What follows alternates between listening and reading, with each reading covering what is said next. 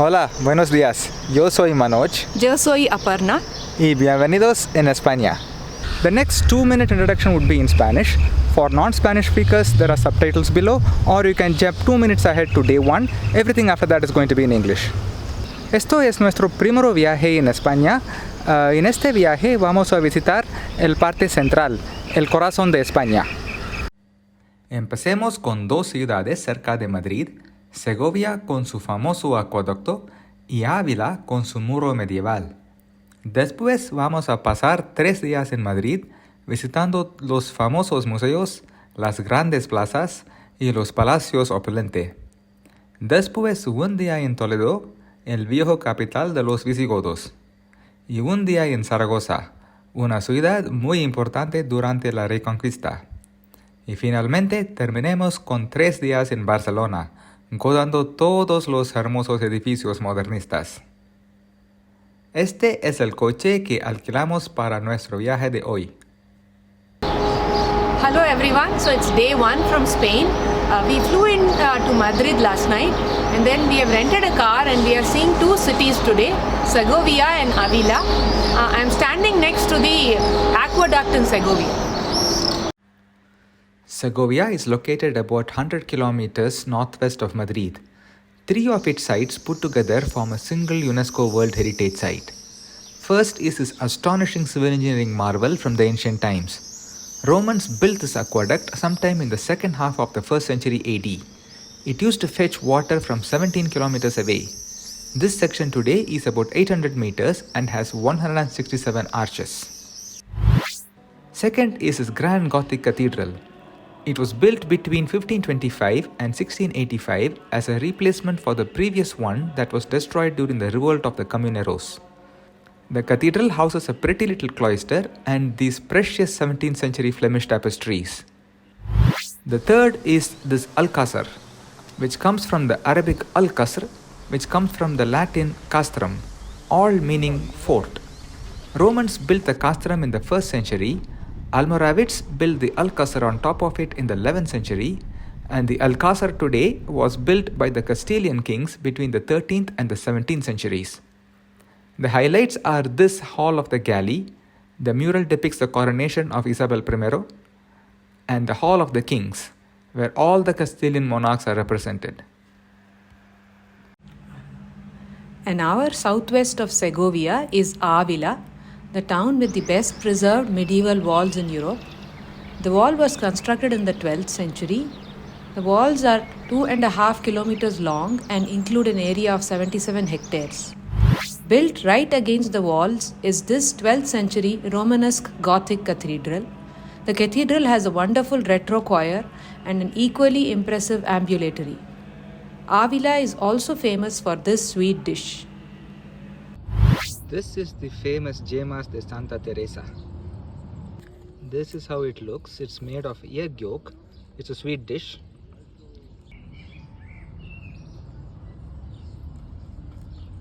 How is it?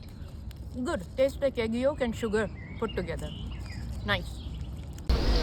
Hello everyone. So it's day 2 from Spain. I'm standing at the Plaza Mayor at Madrid. Today will be all sights of Madrid.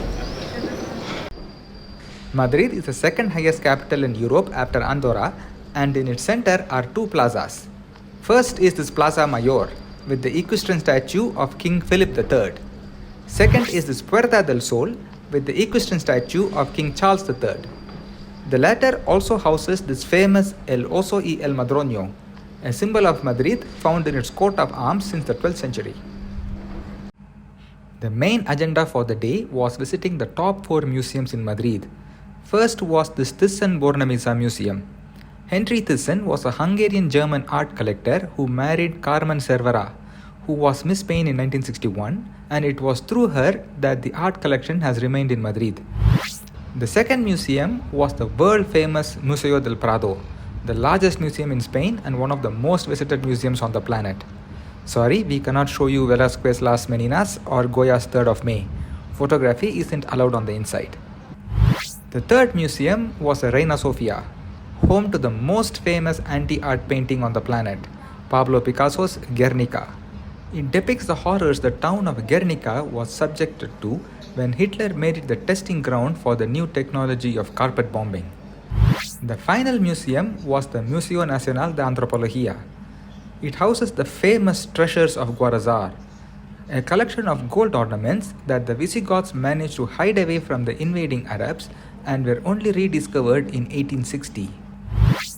While commuting between the museums, we managed to visit the Parque del Buen Retiro with its wonderful 20th century Alfonso XII monument and this Palacio de Cibeles, which was originally built as a post office and today serves as the city council.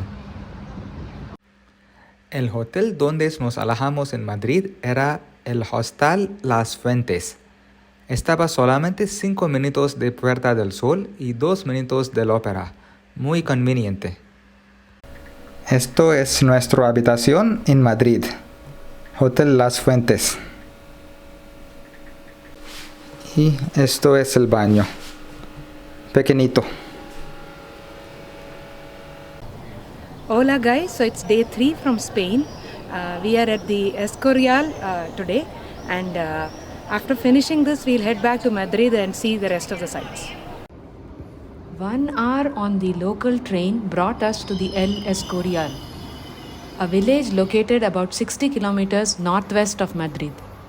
It was here that Philip II built the largest Renaissance building in the world. Built between 1563 and 1584, it was to serve as a monastery cum royal residence. Many of the residents are still here as the place also holds the royal burial vaults of several Habsburg and Bourbon monarchs. The must-sees here are the fantastically frescoed library,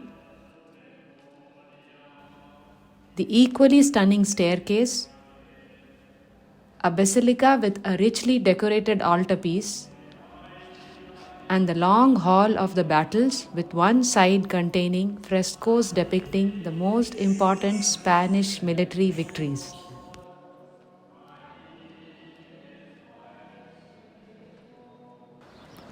We had time to check out 3 more of Madrid sites this afternoon. First is the Templo de Devod, a 2nd century BC Nubian temple gifted by Egypt in return for Spain's help in saving several Nubian monuments from flooding caused by the Aswan Dam. Second is the Almudena Cathedral, the seat of the Archdiocese of Madrid. It was built between 1883 and 1993. It houses the famous Virgen de la Almudena, the patroness of Madrid.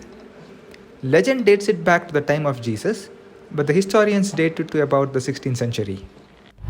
Third and final stop of the day was at the Basilica de San Francisco el Grande, an 18th century church housing the largest dome in Spain and 4th largest in Europe after the Vatican, the Pantheon and the Florence Cathedral. And the best view of the dome is from inside the basilica, standing at its center, looking straight up. Hola everyone, so it's day 4 from Spain. We are in Toledo today and we'll be seeing all the sights of Toledo. Toledo is about 90 kilometers south of Madrid and the high-speed rail can get you there in little over half an hour. Visigoths kicked out the Romans in the early 5th century and they made Toledo their capital. Arabs and Berbers kicked out the Visigoths in the early 8th century. Around 1000 AD, the Caliphate of Cordoba collapsed and fragmented into mutually warring taifas. Reconquista is all about the Christians taking the taifas one at a time. The first taifa to fall was the taifa of Toledo, when Alfonso VI conquered it in 1085. We visited several monuments in Toledo. Here are some of the highlights. The top site in Toledo is its cathedral. When Alfonso VI conquered Toledo, he had promised to preserve the city's mosque, but his wife and the chief abbot conspired to convert it into a church in the king's absence. In 1226, Ferdinand III decided to pull down that first church and build the present one in its place. The cathedral's highlights are its lavishly decorated altarpiece and this painting, Disrobing of Christ, by Toledo's favorite adopted son, El Greco. The next most impressive monument is the San Juan de los Reyes, a monastery built in 1476 by the Catholic monarchs to celebrate the birth of their son John. The Catholic monarchs Isabella and Fernando united the Spain into the country we know today. They also funded Columbus's voyage to America. The walls of the monastery is decorated with their coat of arms. This is the magnum opus of Dominikos Theotokopoulos, affectionately known as El Greco. This piece, titled The Burial of the Count of Orgaz, is kept in the Iglesia de San Tomé. Toledo also houses a couple of well-preserved synagogues built in the Moorish style. One is El Tránsito, built in the 1350s, and other is Santa Maria la Blanca, built sometime in the 12th century. After the unification of Spain in 1492, the Jewish population was expelled from Spain and both these synagogues were converted into churches. Last of Toledo's must-sees is this lovely little mosque of Cristo de la Luz. This was one of the 10 mosques of Islamic Toledo. This one was converted to a church in the year 999 AD. The interior of the church still has several Moorish elements. Hello everyone. So it's day 5 from Spain, and today will be more sights of Madrid, and then in the night we are taking the train to Zaragoza.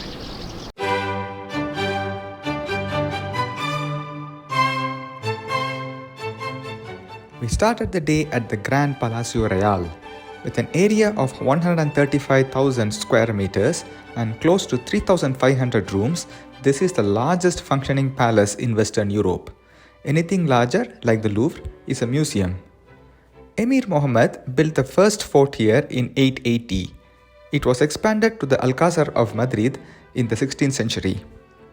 In 1734, a devastating fire burned the Alcázar to the ground, and this Baroque magnificence took its place. The precious royal collections from the palace is kept in a separate museum, with the collections from the Habsburg and Bourbon era separated on different floors.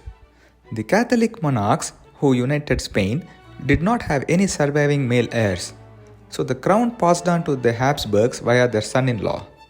When Charles II dies childless in 1700, the crown passed on to the Bourbons after a brutal Spanish War of Succession.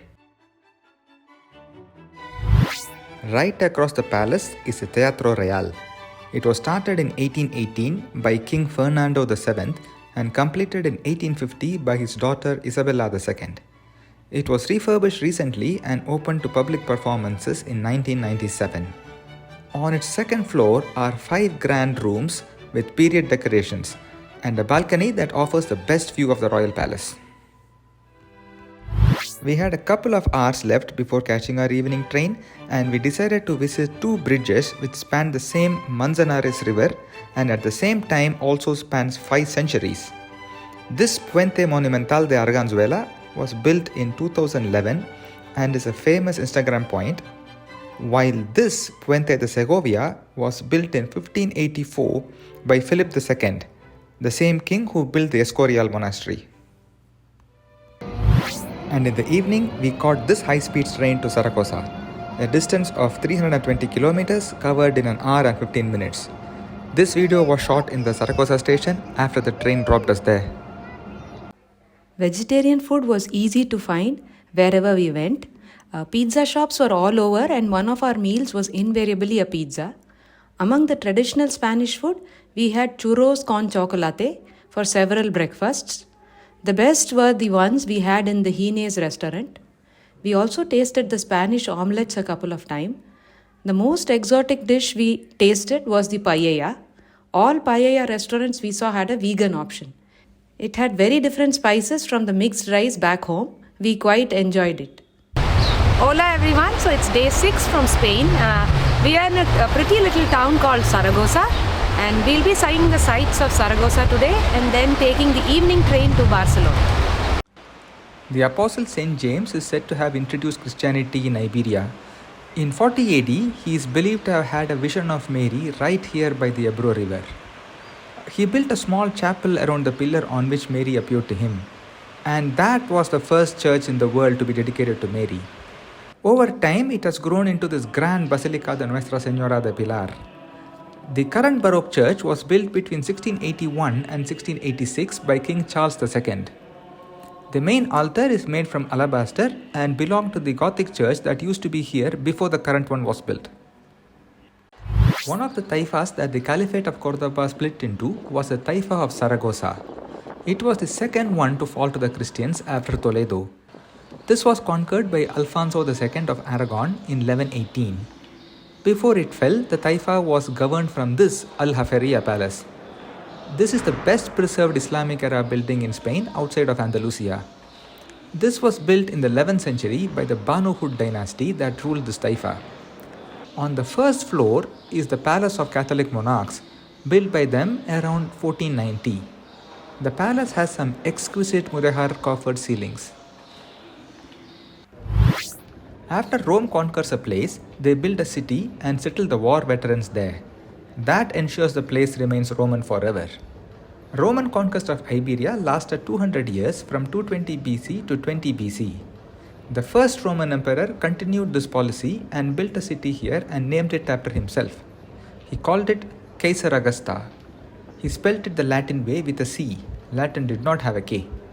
Over time, the name became Caesar Augusta and finally Zaragoza. The proof of the story lies under the current city of Zaragoza in the form of a ruined Roman forum, a river port, a bath, and a theatre, the theatre being the most impressive of the lot.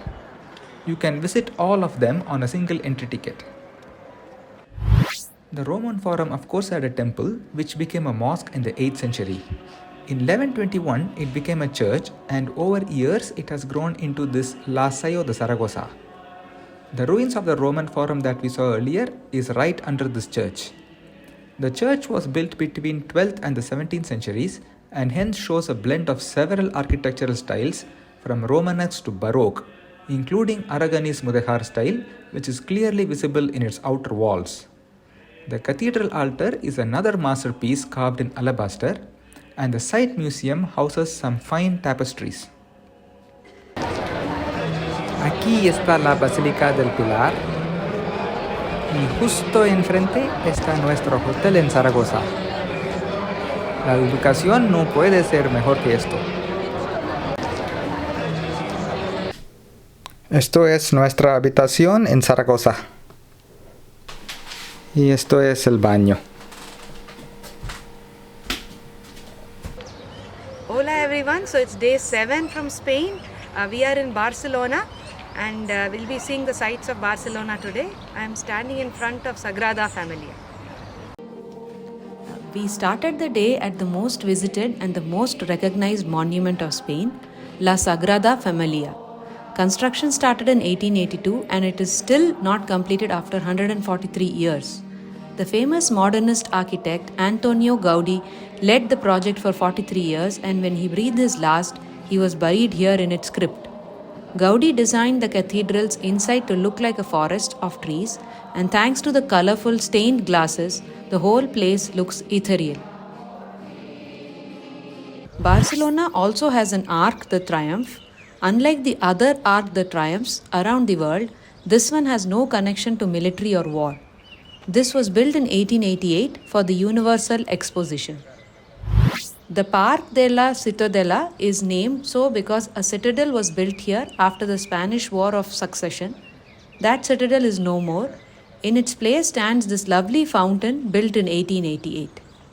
Then we visited the three main churches in the Gothic quarter, or the old city center. First was the Barcelona Cathedral, constructed mostly in the 14th century.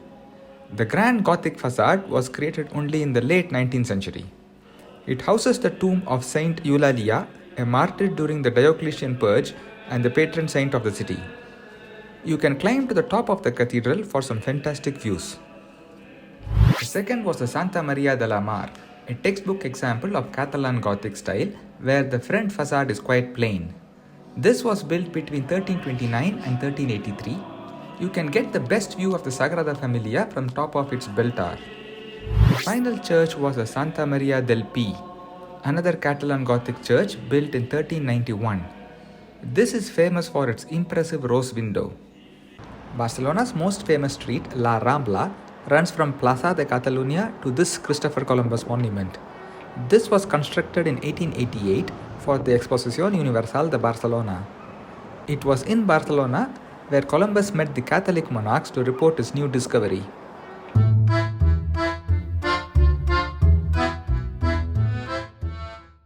We then visited three of Gaudi's most celebrated buildings outside of Sagrada Familia, each from different stages of his life. First was this Palau Guell, a mansion designed by Gaudi early in his career for the industrial tycoon Giuseppe Guell. It was built between 1886 and 1888. As you can see, his flair for making fantastic chimneys was already well developed. Second was Casa Batlló, his masterpiece. Gaudi designed it when he was at the peak of his prowess. The original building was constructed in 1877. Batlló family bought it and commissioned Gaudi to redesign it, a task which took Gaudi 2 years from 1904 to 1906. The roof was designed to look like St. George's Cross killing the dragon. Third was Casa Milà, the last private residence designed by Gaudi. The building was constructed between 1906 and 1912. The building's wavy facade gives it the alternate name of La Pedrera, or the quarry. The building has a large central courtyard which provides natural light to all the flats. Just like the previous two, the highlight is the roof with its fantastic chimneys. Nuestro hotel en Barcelona era Acta Base en 40. Estaba ubicado como 15 minutos de Plaza de Cataluña. Y esta era nuestra habitación, muy pequeña. Esto es el baño, pequeño como un avión. Hola everyone, so it's day 8 from Spain. We are in a town called Tarragona. I'm standing in the viewpoint called Balcony of the Mediterranean. We'll see Tarragona and then head to a town called Girona. Tarragona is located about 100 kilometers south along the coast from Barcelona. Local train brought us here in little over an hour. Tarragona was a port city founded by the Phoenicians. They call it Ta Aragona, which meant the Aragon. Nothing survives from the Phoenician era except for the name. Then it became the first city to be settled by the Romans, and it was a capital of Roman Hispania. Tarragona is actually famous for the Roman era ruins. The best of these is this seaside amphitheatre, built at the end of 1st century AD. It could seat 15,000 spectators in its heydays. There are also some remnants of later Visigothic era church. Close by is this Roman circus and a tower known as the Tower of Nuns. Despite its name, it was just a city watchtower. Right next door is the Praetorium, the seat of the local Roman governor. You get the best view in town from the top of this building. A short walk away is the original Roman walls that guarded the Roman city of Tarraco, which is what the Romans called the city when they took it over. Part of the wall was covered with this wonderful bougainvillea bloom. Apart from the Roman ruins, there is also the city cathedral. The Roman temple here, dating back to the time of Tiberius, became a cathedral under the Visigoths, a mosque under the Moors, and back to a cathedral when the Christians took over. The present cathedral was built between 1154 and 1331, and it has a fantastic cloister. Girona is located 100 kilometers from Barcelona in the other direction. That means nearly 3 hours on train and a tight connection in Barcelona for us to get to Girona from Tarragona. We got there around 3 p.m. Girona was an ancient Iberian and later Roman city called Gerunda. We had just enough time to see 3 of its sites. First was the Church of Saint Felix, built between the 12th and the 17th centuries. It is notable for its 8 Roman and early Christian sarcophagi from the 3rd and the 4th centuries, along with the Gothic tomb of Narcissus of Girona. Second was the city cathedral, which sits on the highest point in the town and is reached via a steep climb of 90 steps, which gives the cathedral a very dramatic appearance.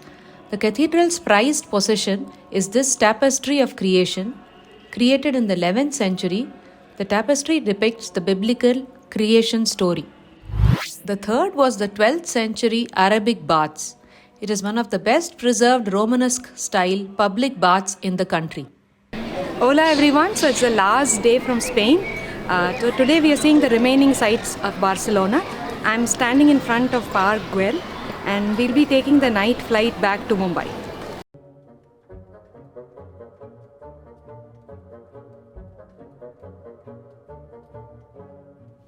The final Gaudi masterpiece of the trip, Park Guell. It's a public park built between 1900 and 1914, designed by Antonio Gaudi and funded by Giuseppe Guell. It has all the iconic Instagram points of Barcelona. The serpentine bench, the Doric column supporting the terrace, the vaulted retaining wall, the quirky entrance building, and of course everyone's favorite, the dragon. Close by is the highest hill near Barcelona, Tibidabo, a Latin biblical phrase meaning Te lo daré, I will give it to you. On top of the hill is a fantastic church, Temple Expiatory del Sagrat Cor. Completed in 1961, this neo-Gothic building has a fantastic neo-Byzantine crypt and an imposing facade. You can climb all the way to the top, up to the feet of Jesus statue for some dizzying views. Right across town sits a smaller but more famous hill, Montjuic, means Jew Hill, named so thanks to an old Jewish cemetery. At the base of the hill sits the best museum in Barcelona, Museo Nacional d'Art de Catalunya. The museum contains an outstanding collection of Romanesque church paintings. Dating to the 11th to the 13th centuries, many of the works originally adorned rural churches. They were painstakingly removed and are presented exactly the way they would have appeared in situ. On top of the Montjuic sits the famous Castle of Montjuic. Built in 1640, this was the site of the Reapers' War, where Catalonia tried in vain to break free from the Habsburg Spain. Finally, one of Barcelona's best modernist building, Palau de la Música Catalana. It was built between 1905 and 1908 and designed by Luis Domènech i Montaner. The building is a riot of ornamentation. The highlights being the front facade, the main staircase, and the stained glass skylight. Simply wow is the best way to describe the building, and our entire trip for that matter, as it is here where it ended. Así fue nuestro primer viaje en España. En este viaje caminamos mucho, más de 200,000 pasos, más o menos 120 kilómetros, pero era un viaje muy memorable. Muchísimas gracias por ver este video hasta aquí. Ahora Aparna va a contar el 10 lugares lo que más nos gusta de este viaje. At number 10, Plaza Mayor in Madrid. At number 9, the town of Girona. At number 8, the amphitheatre in Tarragona. At number 7, the walls of Avila. At number 6, Zaragoza Basilica. At number 5, Palau de la Música Catalana. At number 4, the library at El Escorial. At number 3, the panoramic view of Toledo. At number 2, the aqueduct at Segovia. And at number 1, the Sagrada Familia in Barcelona. Okay, Aparna, what's your best memory of the trip? I would say lots of favorite memories, like walking around Barcelona, seeing Gaudi's Sagrada Familia, and also the flats that he made. And I would say the Prado Museum, Las Meninas, was wonderful, and just mulling over what Velázquez must have thought. And lastly, all those small towns, starting from Segovia, Avila, Toledo, Zaragoza, Tarragona, all those were wonderful. Those magnificent churches were beyond beautiful. That's it, folks. Until we say hi from some other part of the world, hasta luego. Bye-bye.